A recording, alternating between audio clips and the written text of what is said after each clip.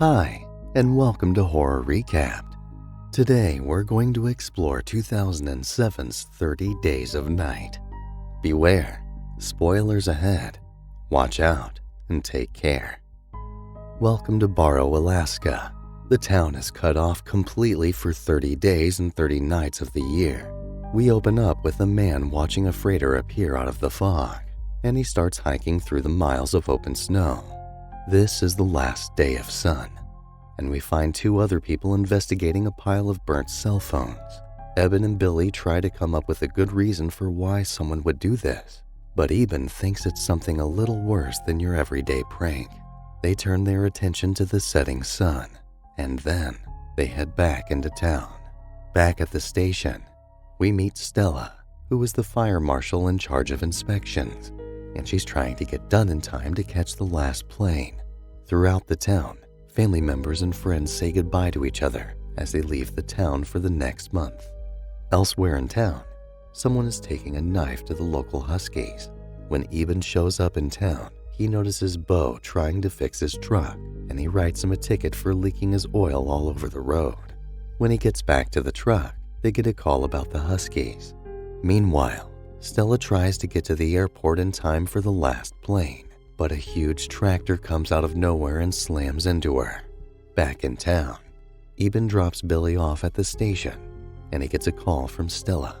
Stella asks him for a ride to the airport, and he's more concerned about the fact that she's in town and doesn't talk.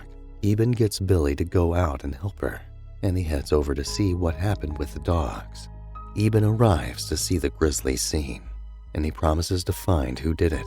When he gets back to the station, he finds out that more calls have come in, and he tries to figure out the connection. Outside of town, Billy gets Stella to the airport, but they just locked the door. She knows that she's stuck in town for a month now, so she catches a ride with Billy back into town. Eben goes on another call, and he finds out that someone actually destroyed the helicopter in a metal grinder.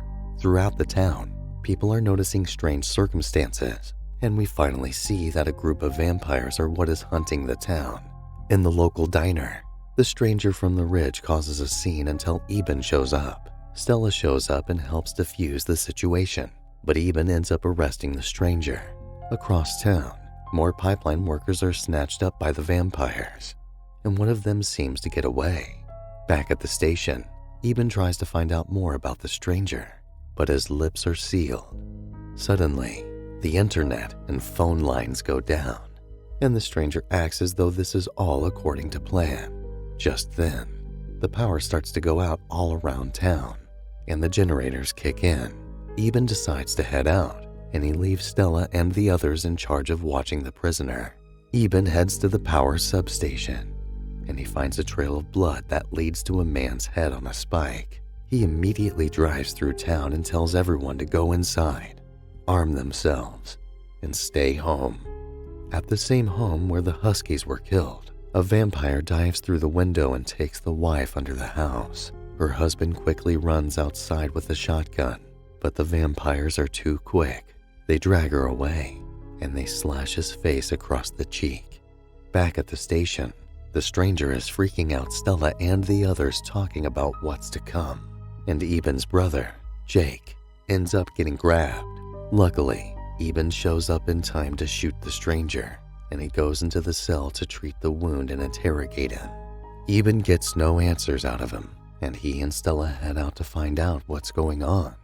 Eventually, they come to a road where they are ambushed by a vampire, and they make their way through a different part of town. They get a call on the radio crying for help at the station, and they rush back to find blood all over the station. Back at the diner, the girl from the pipeline seeks shelter with other residents, and we see that Jake has made it there as well. Across town, the vampires go house to house, and they begin their full assault on the town. The humans with guns try to stand their ground, but the vampires are too quick. Eventually, Stella and Eben make it to the diner where they get ready to barricade themselves from the assailants. Eben and Stella quickly decide that they need to go back out to find somewhere safer for them to wait this out, but vampires overthrow the vehicle. The vampires start to drag them out, but Bo shows up with his plow and thins the vampires' numbers a little. Stella and Eben barely make it to Beau's truck, and they head to a farmhouse that they think they'll be safe at. Now that they know that there is a secret attic they can hide in, they get everyone from the diner to come out there. Back at the station, the stranger is found by the lead vampire, Marlowe, and Marlowe finishes him off. Back at the farmhouse, the strangers are divided.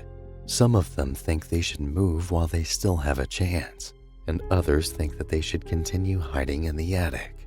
Eben decides that they should wait until the next blizzard, and they'll make a run for the general store. After a week, a lone survivor walks in the street calling out for help, and Eben notices that the vampires are on the rooftops, using her as bait. When no one answers her, Marlowe leaves her to be eaten by the others, but Eben heads down to try and save her. When he gets down there, he realizes that there are too many, but he spots other survivors underneath a nearby house. Eben runs over to the house to find out that it is the husband, John. He helps him up, but he quickly realizes that John is now one of the vampires. John attacks him, but Eben ends up killing him with an axe. Eben barely makes it back to the farmhouse, and Beau and Stella come down to help him. Later, Stella stays up to keep watch, but one of the old men has had enough. Stella and the old man's son follow him downstairs, but they lose him in the bathroom. When they find out that he's jumped out of the window, the son knocks Stella off of him, and Eben comes down as he runs out after him. Suddenly, vampires make their way into the house, and Eben and Stella hide in the bathroom. The vampires drawn away by the cries of the son who is looking for his father, and they take him out. Eben and Stella make their way back up to the attic, and they talk about the relationship they once had. They are rudely interrupted when vampires land on the roof, but it leaves soon after. Later, the blizzard rolls in, and the survivors make their hike for the general store. Once there, Eben goes in first to make sure it's clear, and he motions for the others to join him. He gives each of them a list of supplies to gather, and they agree to meet at the entrance in 2 minutes. In the middle of scavenging, some survivors hear a gurgling sound, and they find that a little vampire girl is eating in a nearby aisle. After a scuffle, Jake is actually the one to take an axe to her neck. They hunker down for a while, but by day 18, Eben thinks that they should move to another location. Stella mentions that the vampires can't survive the sun, so they just need to use the UV lights at the station. Eben runs out to distract the vampires, and Marlowe calls the other vampires as Eben gets to the generator. Once he starts that, he rushes inside, and the remaining survivors make their way through the town. Soon, they are set upon by a vampire, and they leave behind one of their own to make it safely to the station. Eben burns Marlowe's girlfriend with a UV lamp, and he knows that this plan will work now. Now, Beau rides through town with his trencher, and he actually manages to take out a lot of vampires. He eventually crashes, and he tumbles out with a box of dynamite to make his final stand. As soon as he's surrounded, Beau lights the dynamite and takes out as many as possible. He doesn't die, but Marlowe makes sure to finish him off. Eben makes it to the police station where Stella is waiting for him.